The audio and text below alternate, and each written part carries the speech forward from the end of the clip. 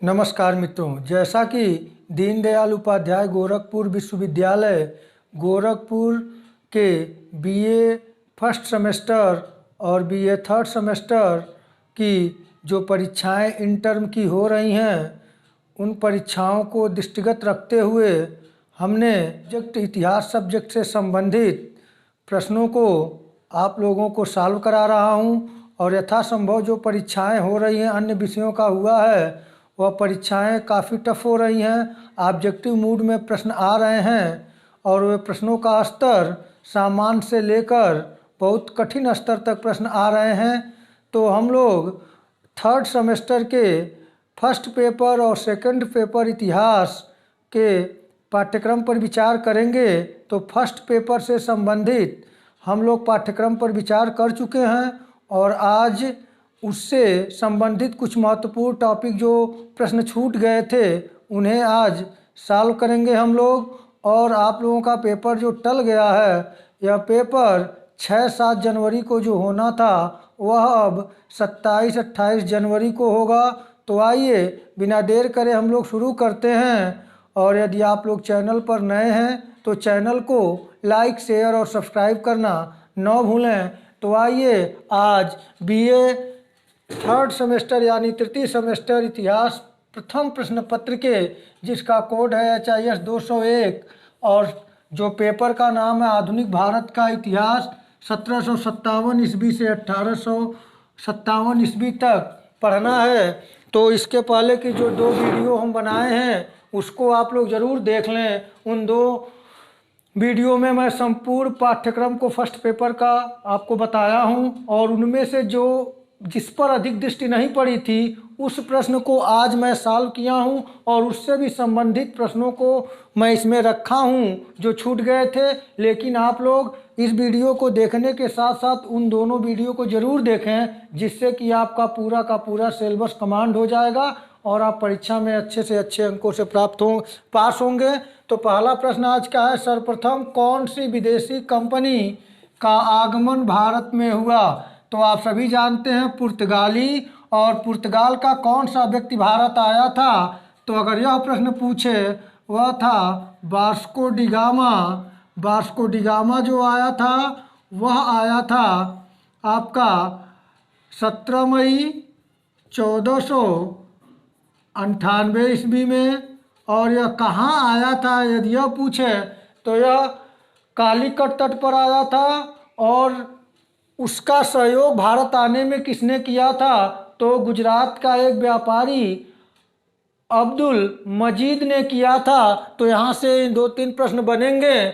और यदि यह पूछे पुर्तगाल की पहली कोठी कहाँ बनी थी, व्यापारिक कोठी, तो कोचीन में, यह सब प्रश्न बनेगा। आप लोग तैयार कर लें। अगला प्रश्न है, जहांगीर के दरबार में आने वाला प्रथम अंग्रेज कौन था? तो जहांगीर के दरबार में आने वाला पहला जो अंग्रेज था वह विलियम हॉकिंस था। और कब आया? तो वह आया था 1608 ईस्वी में। और यदि यहाँ से यह प्रश्न पूछे कि कौन इंग्लैंड के सम्राट जेम्स प्रथम के राजदूत के रूप में के रूप में जहांगीर के दरबार में कौन आया, तो वह होगा आपका टॉमस रो। कहीं कहीं थॉमस रो देता है तो टॉमस रो यह होगा, जो कि जेम्स प्रथम के राजदूत के रूप में वह आया था। और यदि प्रथम पूछे तो विलियम हॉकिंस आया था। और अगला प्रश्न है, फोर्ट विलियम नामक बस्ती कहाँ स्थापित की गई थी? तो फोर्ट विलियम नामक बस्ती कलकत्ता में स्थापित की गई थी। अगला प्रश्न है, कर्नाटक युद्ध किन 2 विदेशी शक्तियों के मध्य लड़ा गया? तो कर्नाटक युद्ध से संबंधित आप पिछले मेरे वीडियो में देख लेंगे। मैं कर्नाटक के तीनों युद्धों को बताया हूँ, वहाँ से प्रश्न बनेंगे। तो यह जो लड़ा गया वो अंग्रेजों और फ्रांसीसियों के बीच लड़ा गया अपनी व्यापारिक एकाधिकार स्थापित करने के उद्देश्य से। तो आप लोग इसे जरूर तैयार कर लें, यहाँ से 100% प्रश्न बनेंगे। अगला प्रश्न है, वांडी वार्स का युद्ध किसके किसके बीच हुआ था? तो वांडी वार्स का युद्ध अंग्रेजों और फ्रांसीसियों के बीच हुआ था। अगला प्रश्न है रेगुलेटिंग एक्ट कब पारित किया गया?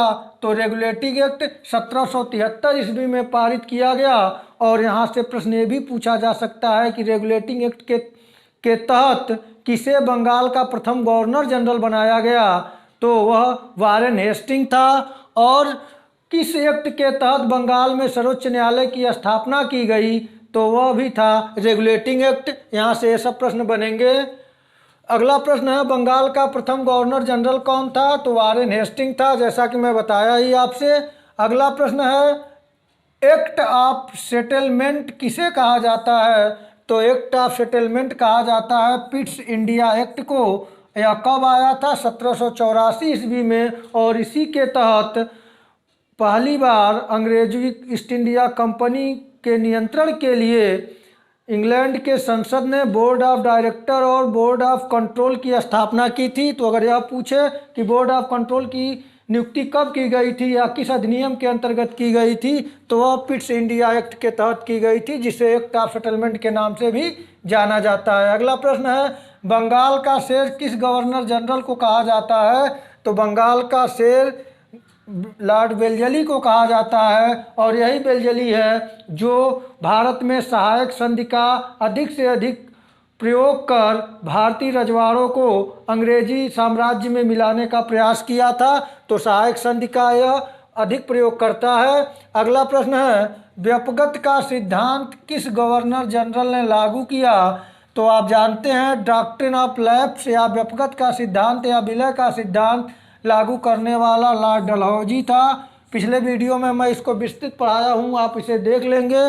अगला प्रश्न है रणजीत सिंह किस मिसल के थे? तो रणजीत सिंह पंजाब के थे, सिख से संबंधित थे। और शुकरचकिया मिसल के थे, क्योंकि महाराजा रणजीत सिंह के समय जो सिखों की छोटे छोटे मिसलें बनी थी वो 12 मिसलें थी, जिनमें से एक शुकरचकिया मिसल थी, उसके सदस्य थे। और इन्होंने 12 को एक करके और एक महाराजा रणजीत सिंह ने सिखों का एक बहुत बड़ा साम्राज्य खड़ा किया था। और रणजीत सिंह को महाराजा की उपाधि किसने दिया? यदि यह प्रश्न पूछे तो जमान शाह ने दिया था। और अगला प्रश्न है लाहौर की संधि कब हुई थी? तो लाहौर की संधि 9 मार्च 1846 ईस्वी को हुई थी। और यदि यह पूछे अमृतसर की संधि कब हुई थी? तो अमृतसर की संधि 25 अप्रैल 1809 ईस्वी को हुई थी। यह दोनों महत्वपूर्ण संधियां हैं, इन दोनों में से एक तो पूछना ही पूछना है। यह जो अमृतसर की संधि है यह अंग्रेजों और महाराजा रणजीत सिंह के मध्य हुआ था। और इसके तहत रणजीत सिंह और अंग्रेजों की सीमाओं को निश्चित कर दिया गया था कि रणजीत सिंह सतलज नदी के पूरब नहीं बढ़ेंगे और अंग्रेज सतलज नदी को पार कर पश्चिम नहीं बढ़ेंगे। तो यह महत्वपूर्ण संधि है, इसे तैयार कर लेंगे। अगला प्रश्न है अस्थाई बंदोबस्त करने वाला गवर्नर जनरल था? तो अस्थाई बंदोबस्त करने वाला गवर्नर जनरल लॉर्ड कॉर्नवालिस था। और यहीं से महलवारी बंदोबस्त करने वाला कौन था? तो वह था मैकेंजी। और तीसरा एक व्यवस्था थी जिसे रैयतवाड़ी व्यवस्था कहते हैं, उसके प्रवर्तक लागू करने वाला कौन था? तो थॉमस मुनरो था। यहाँ से प्रश्न बनेंगे। आइए अगले प्रश्न को देखें। अगला प्रश्न है भारतीय पुनर्जागरण के पिता कौन माने जाते हैं? तो भारतीय पुनर्जागरण के पिता राजा राम मोहन राय माने जाते हैं। और राम मोहन राय को राजा की उपाधि किसने दिया? तो अकबर सेकंड ने दिया था। और ब्रह्म समाज की स्थापना किसने किया? यह प्रश्न पूछे तो राजा राम मोहन राय ने किया था। और आत्मीय सभा की स्थापना किसने किया? तो यह राजा राम मोहन राय ने किया था। और भारतीय पुनर्जागरण के अग्रदूत किसे कहा जाता है? तो राजा राम मोहन राय को कहा जाता है। और भारतीय पत्रकारिता का अग्रदूत किसे कहा जाता है? तो राजा राम मोहन राय को कहा जाता है। और यदि प्रश्न पूछे कि संवाद कौमुदी नामक पत्र किसने प्रकाशित किया? तो वह किए राजा राम मोहन राय ने। और इन ऐसे प्रश्न राजा राम मोहन राय से बनेगा। इन प्रश्नों को आप देख लें, तैयार कर लें। अगला प्रश्न है बंगाल में, और एक प्रश्न राजा राम मोहन राय ने सती प्रथा के अंत में इनकी महत्वपूर्ण भूमिका थी। और सती प्रथा का अंत किसने किया? तो लॉर्ड विलियम बेंटिक ने किया। और भारत का प्रथम गवर्नर जनरल कौन था? तो वह था लॉर्ड विलियम बेंटिक। अगला प्रश्न है, बंगाल में युवा बंगाल आंदोलन के प्रणेता कौन था? तो बंगाल में युवा बंगाल आंदोलन के प्रणेता हेनरी विवियन डेरिजियो था। इसे तैयार कर लें, यहाँ से प्रश्न बनेगा। अगला प्रश्न है, तत्वबोधिनी सभा की स्थापना किसने की? तो तत्वबोधिनी सभा की स्थापना 1839 ईस्वी में देवेंद्र नाथ टैगोर ने किया। और देवेंद्र नाथ टैगोर आदि ब्रह्म समाज के प्रवर्तक माने जाते हैं। इसे भी तैयार कर लें। अगला प्रश्न है, भारतीय ब्रह्म समाज के प्रवर्तक कौन थे? तो भारतीय ब्रह्म समाज के प्रवर्तक केशव चंद्र सेन थे। तो 3 ब्रह्म समाज की बात हुई। ब्रह्म समाज राजा राम मोहन राय ने 1828 ईस्वी में स्थापित किया था। और आदि ब्रह्म समाज के कौन थे? तो आदि ब्रह्म समाज के संस्थापक देवेंद्र नाथ टैगोर माने जाते हैं। और भारतीय ब्रह्म समाज के केशव चंद्र सेन। अगला प्रश्न है, विधवा पुनर्विवाह के प्रमुख समर्थक कौन थे? तो विधवा पुनर्विवाह के प्रमुख समर्थक ईश्वर चंद्र विद्यासागर थे। और 1856 ईस्वी में विधवा पुनर्विवाह अधिनियम पारित हुआ इन्हीं के प्रयासों से। अगला प्रश्न है, रामकृष्ण मिशन की स्थापना किसने किया था? तो रामकृष्ण मिशन की स्थापना उनके शिष्य रामकृष्ण जी के शिष्य परमहंस जी के शिष्य स्वामी विवेकानंद ने किया था 1896-97 में कोलकाता में। तो यहाँ से अगर यह पूछे कि स्वामी विवेकानंद के बचपन का क्या नाम था? तो नरेंद्र नाथ दत्त था। और इनके गुरु का नाम रामकृष्ण परमहंस। और इन्होंने शिकागो में जो विश्व धर्म सम्मेलन 1893 में हुआ था, वहाँ इन्होंने अपना मत प्रस्तुत कर पूरे विश्व को विश्व धर्म सम्मेलन में झकझोर कर रख दिया था। और भारतीयता को उन्होंने विश्व में सबसे शिखर पर पहुंचाया था। ये स्वामी विवेकानंद जी थे। और ये युवा भारत के सबसे प्रसिद्ध वेदांतवादी थे। और इन्हीं के जन्मदिन 12 जनवरी के उपलक्ष्य में हर साल युवा दिवस मनाया जाता है। अगला प्रश्न है, आर्य समाज की स्थापना किसने किया? तो आर्य समाज की स्थापना स्वामी दयानंद सरस्वती ने किया था। और दयानंद सरस्वती से प्रश्न बनेंगे कि दयानंद सरस्वती का प्रसिद्ध नारा क्या था? तो वेदों की ओर लौटो। और इन्होंने शुद्धिकरण आंदोलन चलाया था। और इन्होंने एक सत्यार्थ प्रकाश नामक पत्रिका भी जारी किया था। तो आप इसे तैयार कर लें, यहाँ से प्रश्न निश्चित तौर से बनेंगे। और अगला प्रश्न है, थियोसॉफिकल सोसाइटी की स्थापना कहाँ हुई थी? तो सर्वप्रथम न्यूयॉर्क में 1875 ईस्वी में।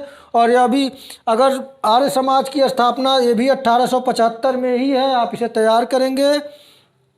और जो थियोसॉफिकल सोसाइटी की स्थापना है वह भी न्यूयॉर्क में 1875 ईस्वी में और ब्लावेट्स्की एवं अल्काट के द्वारा किया गया था।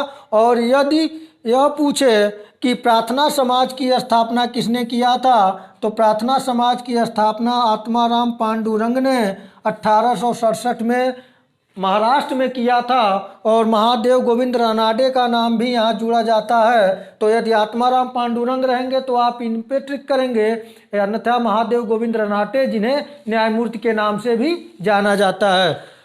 अगला प्रश्न है, भारत में अगर यह पूछे कि थियोसॉफिकल सोसाइटी की स्थापना भारत में कब और कहाँ हुई, तो 1886 ईस्वी में थियोसॉफिकल सोसाइटी की स्थापना भारत में मद्रास के अडयार में हुआ था। और इसमें प्रमुख भूमिका एनी बेसेंट महोदय की थी। और अगला प्रश्न है कि मोहम्मदन एंग्लो ओरिएंटल कॉलेज की स्थापना किसने किया था? तो मोहम्मदन एंग्लो ओरिएंटल कॉलेज की स्थापना 1875 ईस्वी में सर सैयद अहमद खान ने किया था। और अगला प्रश्न और अंतिम प्रश्न है कि तहजीब उल अखलाक पत्र किसने प्रकाशित किया? तो सर सैयद अहमद खान ने। तो मित्रों, मैंने प्रयास किया है कि सिलेबस से संबंधित ये महत्वपूर्ण जो 24 प्रश्न थे और इनकी व्याख्या में मैंने जो पूरा का पूरा आप व्याख्या में जो बताया हूँ उसको आप लोग तैयार कर लें। इससे आपका सिलेबस कमांड होगा। और इसके बाद मैं सेकंड पेपर से संबंधित पाठ्यक्रम और महत्वपूर्ण उससे जो प्रश्न बनेंगे उसको लेकर आऊँगा। तब तक के लिए नमस्कार।